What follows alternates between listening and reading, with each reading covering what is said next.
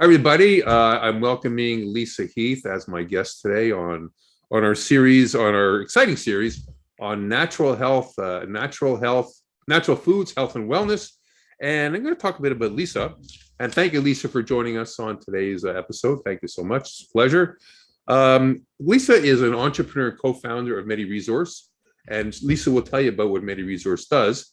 Very interesting. She's very passionate about hip hop dance, passionate about art, and also we're going to talk about diversity and inclusion. Some very interesting things. So it'll be a great session. It'll last about 15 minutes. So Lisa, let's start. Share about your share about what is MediResource. Share about that. Share about what MediResource does, and then we'll talk about your entrepreneurial journey and bring up to this stage. Yes. Okay, great. Thanks, Bruce. It's fun to be here. So who is, I think it feels like, who are you, Lisa, and what is MediResource? MediResource is a Canadian producer of employee health and wellness software. And what we do is we measure the risks, the health risks of a person, and then give them small daily tasks that they can do to practice healthy tasks. And hopefully through practicing them, a person can adopt those tasks and become more healthy. So assess risk, give you things to do so you can practice healthy tasks and hopefully change your behavior to be more healthy. That's in a nutshell what our software does. And, people who are people leaders will license our software and provide it to employees so that they can demonstrate to employees that they care about their health and wellness, help their employees stay productive at work, and as I said, in the long term, hopefully help these people change their lifestyle and their behavior so that they are more healthy. So just curious, a lifestyle behavior, it could be food related, it could be all the different ingredients like food, obviously mental health or physical health is Yes. to contribute. Okay. Yeah, we cover all the gamut: mental health, physical health, financial health, very important. Yes. Very. It's so important. Mental health is probably one of the most important. I think personally. Okay, so tell us about how you as an entrepreneur, your entrepreneur journey. The company got started. Let's go through that, and also it's very interesting. It's owned by Aboriginal. Well, you'll talk about all that. I find it very interesting, and please share. So MediResource isn't a brand new company. We're not a recent startup. We actually are a 20-odd-year-old business. And I joined in the early days as a co-founder with my husband, who was the sort of the guy who had the idea in the beginning. And we ran the business for many, many years. We started off more like a digital agency with a focus on health. So we were a service business. And then about 7-8 years ago, we pivoted and became more of a SaaS software company. So my journey started out with the business more on the operations side. And, I learned by the School of Hard Knocks how to run digital products. I'm actually a pharmacist by trade. And I learned by the School of Hard Knocks, learned how to run digital projects, build websites and whatnot. And I think what I brought to the table, because I'm a pharmacist, is I brought with me a belief in evidence-based medicine. And for all those healthy lifestyle articles and tips and tasks that we provide in our software today, they all have a basis in, truth, the literature, what's proven in the medical literature. And so I feel very strongly about being very evidence-based and feel that that's one of the core pillars of our business. Now, my journey through this world of entrepreneurship, I didn't start out as a CEO. I became sort of like an acting CEO back in 2016 when my husband got diagnosed with cancer. And he never actually said, Lisa, you are now the CEO. He just sort of moved himself to the side. And it became very apparent to me that, holy cow, our business needs a leader and someone needs to really steer this boat. And so I just sort of picked up and started doing that. But I was very lucky. My husband did pass away in 2018. I had a couple of years to get some great guidance and coaching and mentoring. And I had someone to bounce ideas off as I kind of shifted into this CEO role. And I would say this is that I learned a really valuable lesson out of that whole process. And I think it's really important for female entrepreneurs, female leaders to recognize.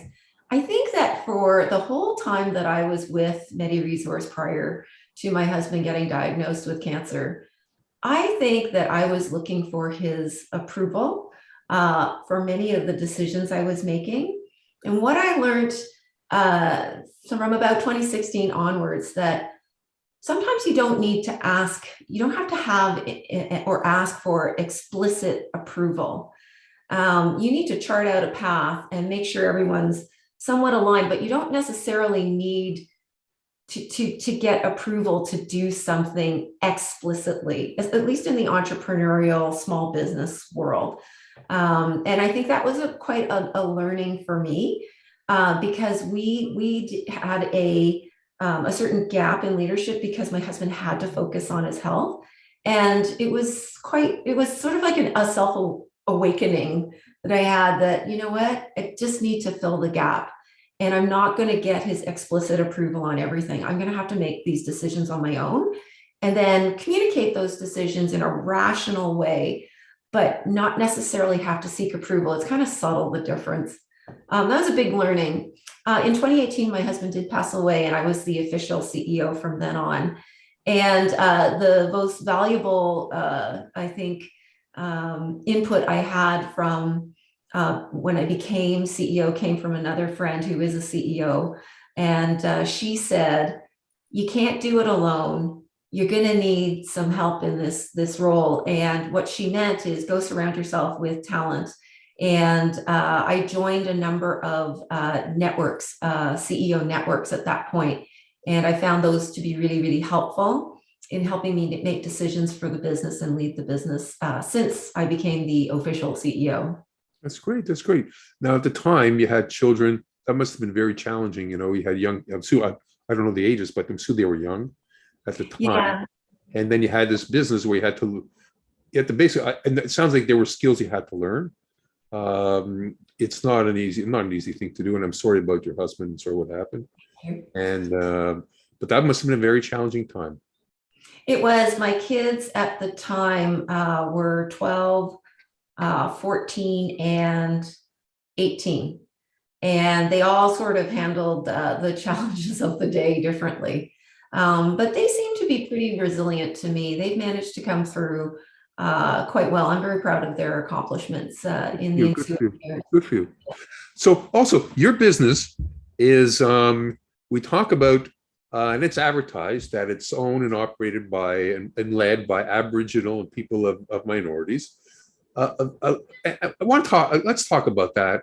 And how has that affected everything over the years? And tell us about that journey. Tell us about that, and let's talk about diversity and inclusion. Lisa. Okay. So what happened was when the business became mine, and I have a minority shareholder, a business partner. When it became just the two of us, it was Business Development Bank of Canada, their rep who was visiting us said, Lisa, you are now a woman-led business, plus you're a visible minority. So you're a visible minority-led business. You should think about getting certified by CAMSI, the Canadian Aboriginal and Minority Supplier Council. Mm-hmm.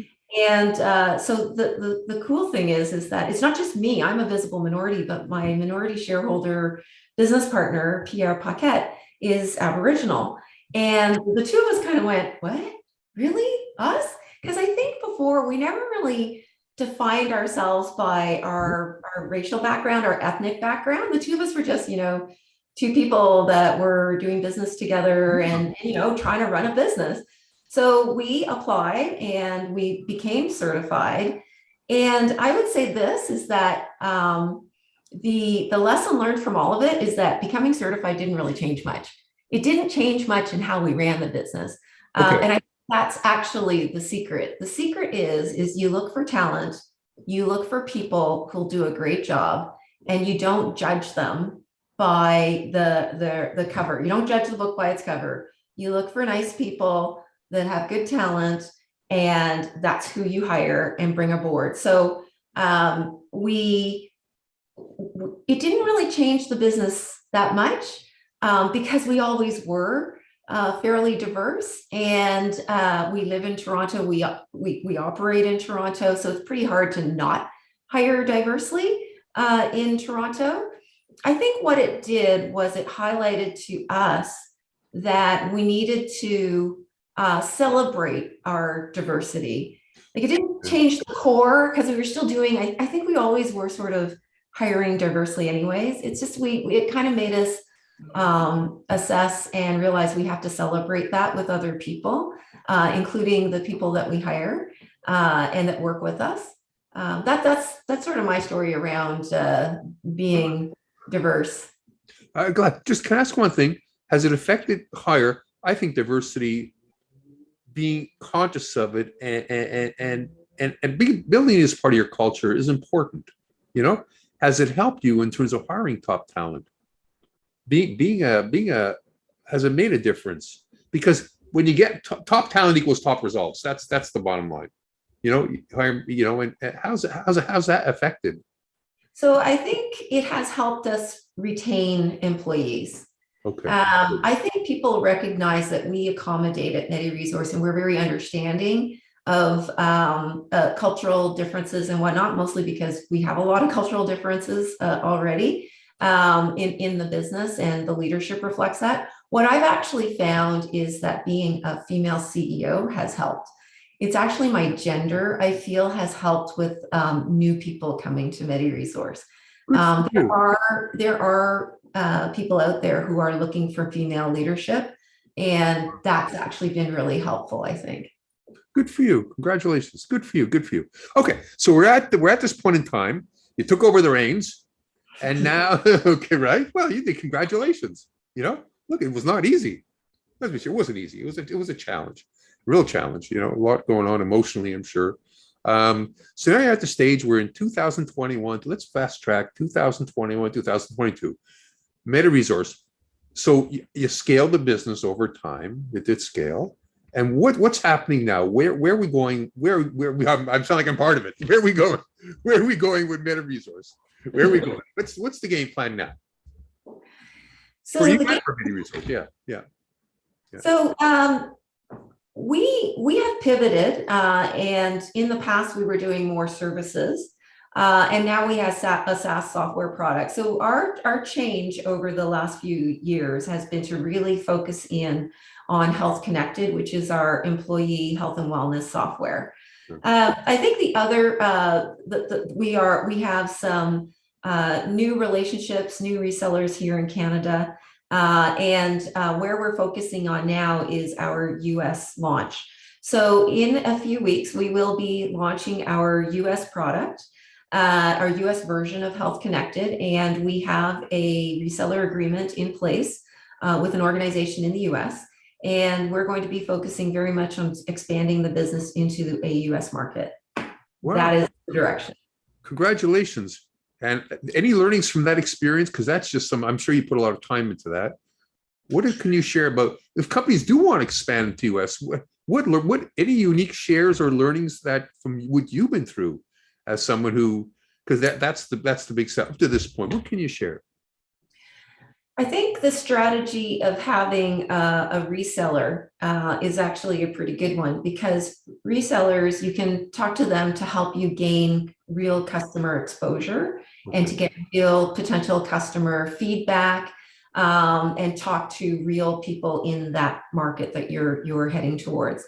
So that's what we've been focusing on, is setting up meetings, getting to know our customers or our potential customers much better, understanding what the market is really like. The CEO networks that I have joined have been very, very helpful. Wow. in doing that, getting US exposure. I belong to PureScale, a tech CEO network. I also belong to C100. And both of those organizations have been very helpful in terms of networking. to expand my network in the United States and gain insight that I can apply to my launch in that market. Those networks, are they Canadian based or the US based networks? Yes, they are Both or Canadian both? based. They're Okay. both Canadian based. That's wonderful. I recommend both of them. That's a really good point, of CEOs looking, because we're not everything to everybody. And it's just, how it is. It's just, we're all learning, right? But I'm glad you tapped in. It sounds like really, that was a key thing, that you tapped into other thought leaders and other minds and other connections. And it's done really, really well for you. I'm Yeah, glad. sort of like, you use that network to get to know the industry at a certain level, but it's also been helpful in getting to know real users, people who are Americans who are working in the States and using health benefits that their employers provide, like softwares like ours, and learning more about that. It's both of those networks I joined have been helpful for me getting to know people in the States at that level as well. That's wonderful. Look, Lisa, we're coming close to the end of our chat. Like, I keep it short, and I thank you for coming on, and I wish you all the success in the world and all the prosperity to you, and not just that, the people you help too, the help, because without your health, what do you got? Yeah, it's so true. What do you got? Yeah. We working to burn out. That's ridiculous. And you're also making an impact and making a difference in people's health. And I thank you for it, and well done. Is there anything else you wanted to add before we end? Is there anything else you'd like to share? Anything else you'd like to share? I'd like to share that I think I live the direction, the learnings of the software I provide. Actually, I live it. And I try a lot of the little tasks and tips that we share with our users in our software to help become more healthy. And I think if I hadn't been doing that all along the tough years with my husband passing and the stress of the kids and the business and all of that, I don't know if I would have had the energy or the resilience I did to get through those tough times. Because the thing about wellness is that it for me, it's like keeping your battery charged so that when the hard things come, you have some charge there to use down and you never actually get completely depleted. And being healthy and following these little tips and doing them kind of day in and day out, those little things you do every day, if you practice them every day, they become habits. And then all of a sudden, yeah. So it makes and it's hard. It does, and it's hard at the beginning. It's hard because we're all creatures of habit, and you start. So I was always told the baby steps. You start with one, you build, right? And I want to ask you a question. So, what's a sweet spot client? Like, if somebody wants to contact you, or is it everybody? Is there any target? What's a client?